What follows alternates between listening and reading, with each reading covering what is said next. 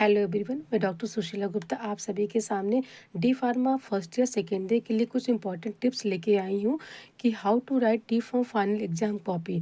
आपको D pharma की final exam की कॉपी को कैसे लिखना चाहिए, चलिए स्टार्ट करते हैं। आपके कुछ इंपॉर्टेंट टिप्स हैं, जैसे आपको नेसेसरी थिंग्स आपको क्या क्या लेके जाने हैं। तो आपको एक स्केल रखना है, 2 ब्लू 2 ब्लैक, एक डार्क ब्लैक पेन या स्केच का यूज करना है।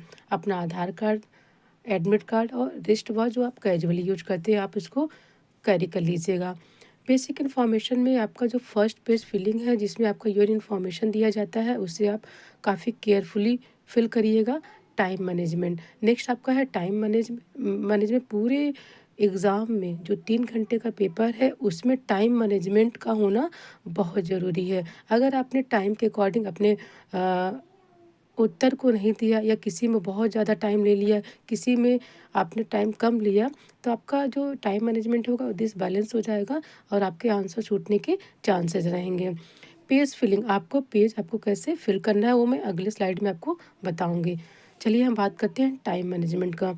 टाइम मैनेजमेंट पूरे क्वेश्चन पेपर को 3 सेक्शन में डिवाइड किया जाता है, section A, section B, section C. तो आपका जो सेक्शन ए होता है वो लॉन्ग आंसर में पूछे जाते हैं। तो लॉन्ग आंसर का मतलब होता है 7 क्वेश्चन आपको दिया जाएगा, उसमें से आपको 6 करने होंगे। ईच जो क्वेश्चंस होंगे वो 5 मार्क्स के होंगे, तो टोटल हो गए आपके 30 marks. Okay.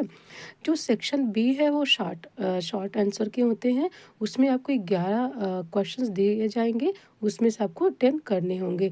Each question 3 marks से, ये भी हो गए आपके 30 मार्क्स के। नेक्स्ट सेक्शन जो सी है वो है मल्टीपल चॉइस क्वेश्चंस या फिल इन द ब्लैंक्स। ये टोटल होते हैं 20 और ईच क्वेश्चन 1 मार्क्स, ये हो गए आपके 20 मार्क्स। ठीक है, तो अगर इसको कैलकुलेट करेंगे टोटल आपके 80 नंबर के हो जाएंगे। अब सेक्शन ए में आपको टाइम कितना लेना है। सेक्शन ए की अगर बात करते हैं जिसमें आपके लॉन्ग आंसर पूछे जा रहे हैं, इसमें प्रत्येक प्रश्न के लिए आपको सिर्फ 15 मिनट ही देना होगा बेटा, इससे ज़्यादा आप मत दीजिएगा। सेक्शन अगर आप इसमें 15 मिनट का टाइम देते हैं तो टाइम टेकन हो जाएगा आपका 90 मिनट का। और सेक्शन जो बी है उसमें आपको करने हैं 10 क्वेश्चन। ठीक है, और प्रत्येक क्वेश्चंस के लिए आपको देना है सिर्फ 7 मिनट, ये हो गए आपके 70 मिनट।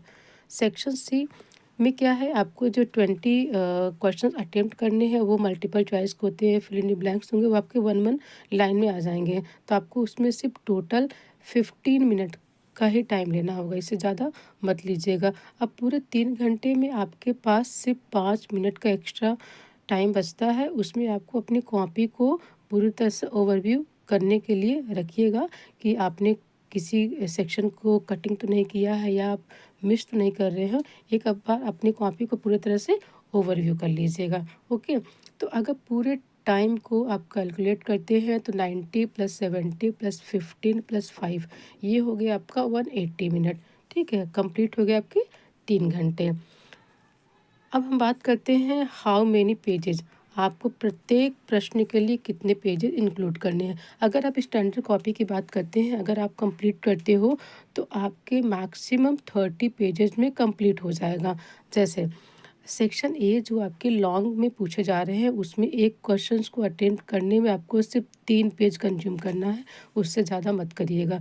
तो कंज्यूम हो जाएंगे आपके 18 पेजेस, क्योंकि आपके 6 क्वेश्चंस अटेम्प्ट करने हैं।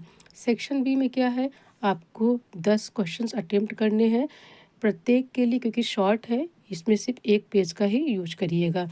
ठीक है, सेक्शन सी में मिनिमम आपका 2 पेज में हो जाएगा।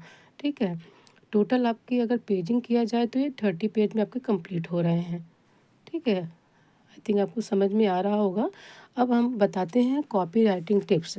देखिए, एग्जामिनर क्या करता है, पूरे टाइम आपकी कॉपी को इवेल्युएट करने में नहीं लगाएगा, तो इसलिए बहुत ज़्यादा टेंशन लेके कॉपी मत लिखिएगा। आपकी राइटिंग अच्छी होनी चाहिए, आपकी क्वालिटी और क्वांटिटी अच्छी होनी चाहिए। अटेम्प्ट क्वेश्चन सीरियल वाइज, इस चीज़ का आप पॉसिबिलिटी अगर हो तो ध्यान रखिए कि जो भी आप सेक्शन उठा रहे हो उस सेक्शन के सारे क्वेश्चंस को अटेम्प्ट करने के बाद ही आप नेक्स्ट सेक्शन को टच करिएगा।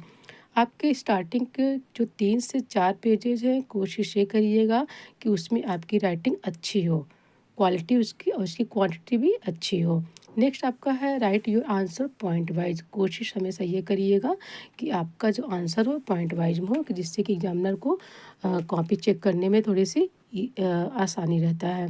Underline with black pen using scale after every answer. जब भी आप आंसर आपका ख़त्म हो रहा है वहाँ पे एक अंडरलाइन कर लीजिए स्केल के माध्यम से। नेक्स्ट आपका है underline the main headings and main point. जहाँ पे आपकी मेन हेडिंग्स है और मेन जो पॉइंट्स है वहाँ पे कोशिश ये करिएगा कि वहाँ पे एक अंडरलाइन कर लीजिए कि एक फोकस लाने के लिए। Must add diagram if you know related to the answer. अगर आपको लगता है किसी आंसर में आपके डायग्राम है, उसको कोशिश करिएगा कि उसको वहाँ पे बनाने की। If your answer include procedure then try to make a flow chart. अगर किसी आंसर में कोई प्रोसीजर है तो कोशिश ये करिएगा कि उसको फ्लो चार्ट में ही बनाइए।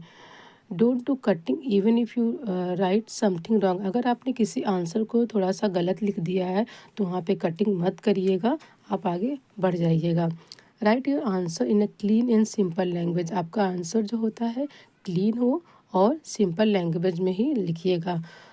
Must write PTO in every page. ये आपको पता ही है कि हम क्या करते हैं, जब आपका पेज ख़त्म हो जाए आपको नया पेज आप ओपन करना है, उससे पहले आपको पीटीओ लिखना है। Attempt all questions. आप कोशिश ये करिए कि सारे क्वेश्चंस को अटेम्प्ट करिए। इससे क्या होता है, कभी कभी एक एक नंबर से भी अगर आप रह जाते हैं, एग्जामिनर के पास आपकी कॉपी को चेक करने के लिए कोई मैटर है तो कोशिश ये करता है कि आपको पास कर दे। ओके, आई थिंक आपको ये वीडियो पसंद आ रही होंगी, आपको समझ में आया होगा। Wish you all the best. Thank you so much.